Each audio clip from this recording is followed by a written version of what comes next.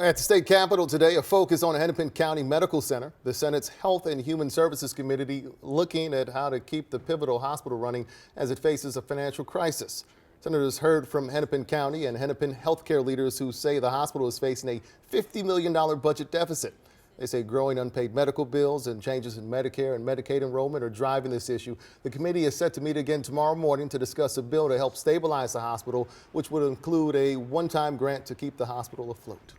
The hospital also naming a new CEO after its two other co-administrators resigned a week ago.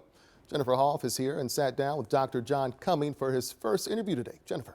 Kevin, Dr. Cumming is no stranger to HCMC, working as a trauma surgeon there for decades and first serving in that top spot 7 years ago, volunteering to do it again during what he calls an unprecedented time. You could call it a full circle. Yes. For Dr. John Cumming, HCMC's newest chief executive officer, again. I said, well, gosh, I've done that before. Maybe I should raise my hand. And then here we are. He served as interim CEO in 2019 and a longtime surgeon before that, committed to caring for people at the state's largest safety net hospital, now facing a deficit so deep it could close yet this year. Everyone is facing the same set of circumstances.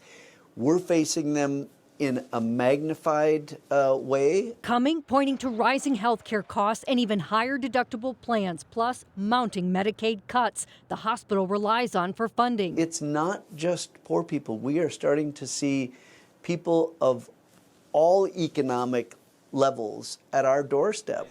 Lawmakers now considering a 1% increase in a Hennepin County sales tax to help keep the hospital from closing. Cumming not saying whether he supports it. That's for them to craft, and my focus needs to be here.